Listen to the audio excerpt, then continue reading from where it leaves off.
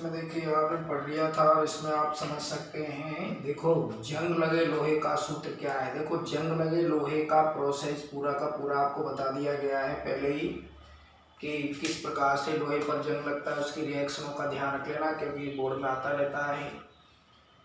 जंग लगे लोहे का सूत्र Fe2O3.3H2 बताया, लेकिन यहाँ XH2 भी लिख सकते हैं क्योंकि अणुओं की संख्या ज़्यादा कम हो सकती है, इसलिए XH2 लिख सकते हो।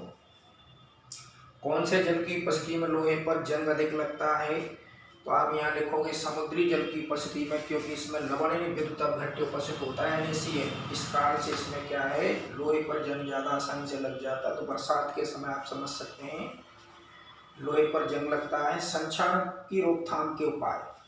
लोहे पर जो संक्षारण होता है, जंग लगती है, उसे रोकथाम के उपाय सबसे पहले रोधकों द्वारा सुरक्षा, जैसे सतह को पेंट करके लेपित किया करके सतह पर लोहे की सतह पर ग्रीस या तेल लगाकर, या धातु पर मतलब जो लोहा है उस पर निकाले जिंक वगैरह इत्यादि का लेपन करके अपन आसानी से इसको रोकथाम, क्योंकि धीरे धीरे ये नष्ट होते चले जाते हैं और स्वयं लोहा बचा रह जाता है।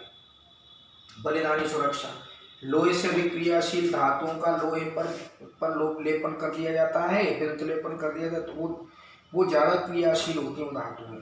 धीरे धीरे इलेक्ट्रॉन त्याग कर समाप्त होती रहती हैं, लोहे की सुरक्षा बची रहती है। जैसे लोहे पर जिंक का लेपन किया जाता है, इसे गैल्वेनीकरण कहते हैं, और जिंक धीरे धीरे समाप्त होती चली जाती है, लोहे की सुरक्षा बनी रहती है। सुरक्षा होती है मतलब ध्यान रख लेना। विद्युतीय सुरक्षा एक तीसरा पॉइंट और है।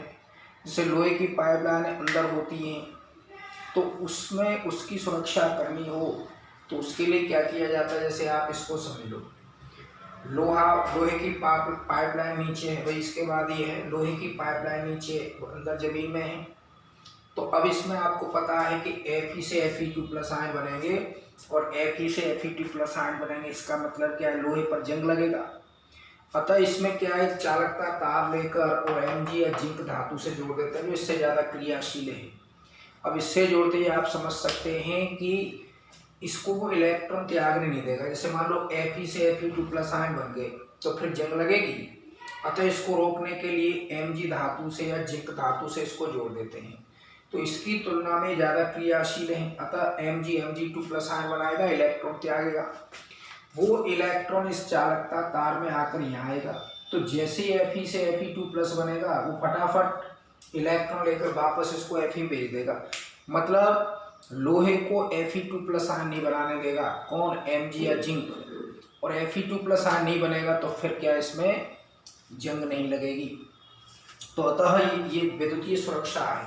तो ये एनोड की तरह कार्य करने लग जाता है ये वाला। और इसमें एक कैथोड है, और इसका मतलब है कि फिर इसमें जो Fe2+ आयन बनते हैं वो वापस Fe बदल जाते हैं, लोहे बदल जाते हैं, तो फिर वो Fe2+ आयन नहीं बनने के कारण जंग नहीं लगता है। तो इस प्रकार से अपन कह सकते हैं इनके द्वारा ये क्या होगा, सुरक्षा बनी रहती है लोहे की। तो इस प्रकार से संक्षारण को रोका जा सकता है। ये चैप्टर फिनिश हो गया। अब इसमें कुछ क्वेश्चंस हैं जो मैं आपको भेज दूंगा, फिर लाइव क्लास या वैसे मैं इसको कराऊंगा, ठीक है।